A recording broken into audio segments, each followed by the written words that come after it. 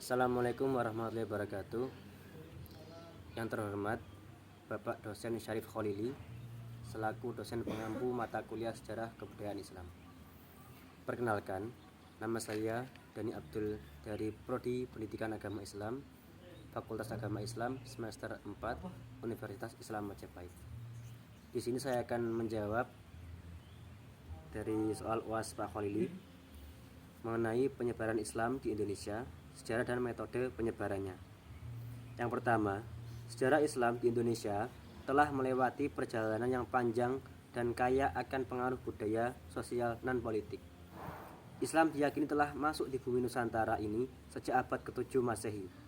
Islam masuk melalui pantai barat Sumatera, tepatnya di Barus. Bukti yang menyebut Islam masuk pada abad ke-7 diantaranya ditunjukkan oleh berita Cina dari zaman dinasti Tang. Dijelaskan dalam catatan tersebut bahwa pada tahun 674 Masehi terdapat perkampungan bernama Barus atau Fansur yang dihuni oleh orang-orang Arab yang memeluk Islam.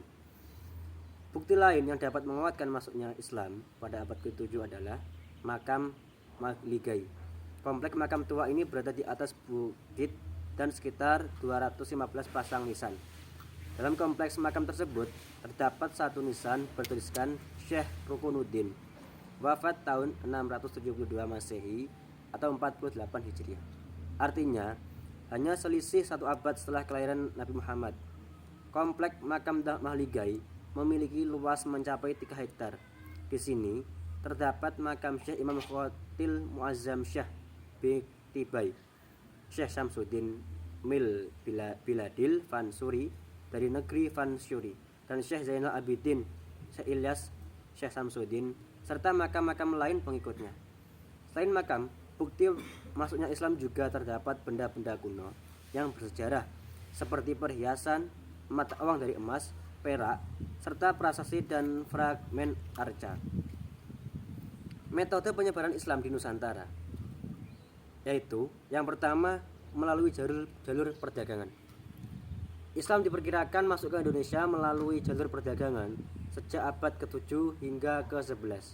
Ahmad Syafrizal dalam penelitiannya yang berjudul Sejarah Islam Nusantara dalam jurnal Islamuna 2015 menyebutkan sejak awal abad Masehi kaum pedagang asing sudah mengunjungi beberapa pelabuhan di Nusantara seperti Aceh, Barus, Palembang, Sunda Kelapa, dan juga Gresik. Yang kedua, melalui jalur pernikahan. Pernikahan menjadi salah satu cara penyebaran Islam di Nusantara. Jalur pernikahan ini ditempuh para ulama sekitar abad ke-11 hingga ke-13 Masehi. Windriati dalam buku Siswa Sejarah Indonesia SMA ataupun MA menyebutkan umumnya saudagar yang menikah adalah orang-orang kaya dan terpandang, sehingga para putra-putri raja yang akan dipersunting harus masuk Islam terlebih dahulu. Jalur ini memiliki andil besar dalam penyebaran Islam di Nusantara. Yang ketiga, melalui jalur akulturasi budaya. Agama Islam masuk ke Indonesia tak luput dari peran akulturasi budaya yang dilakukan oleh para dai. Hal ini terjadi sekitar abad ke-12 hingga ke-14 Masehi. Cara ini salah satunya dilakukan melalui pertunjukan wayang yang dilakukan oleh Sunan Kalijogo. Ada juga strategi penyebaran Islam melalui permainan musik yang dilakukan oleh Sunan Bonang.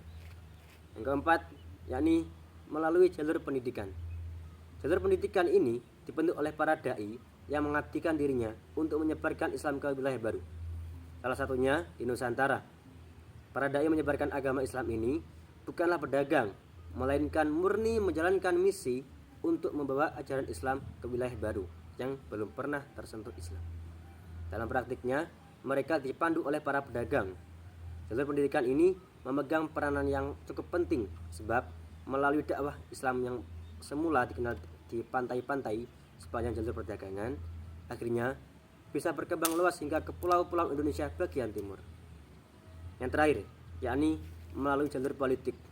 Penyebaran Islam di Nusantara juga dilakukan melalui pendekatan politik. Salah satunya adalah berdirinya Kesultanan Demak yang kental dengan peran Wali Songo.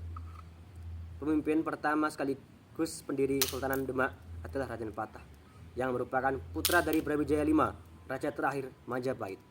Berdirinya Kesultanan Demak ini memudahkan penyebaran Islam di tanah Jawa. Ketika seorang raja telah memeluk Islam, maka rakyat pun akan berbondong-bondong mengikutinya. Mungkin cukup sekian materi dari saya, Pak Kholili. Apabila ada kurangnya, saya mohon maaf sebesar-besarnya. Saya akhiri. Wassalamualaikum warahmatullahi wabarakatuh. Bismillah.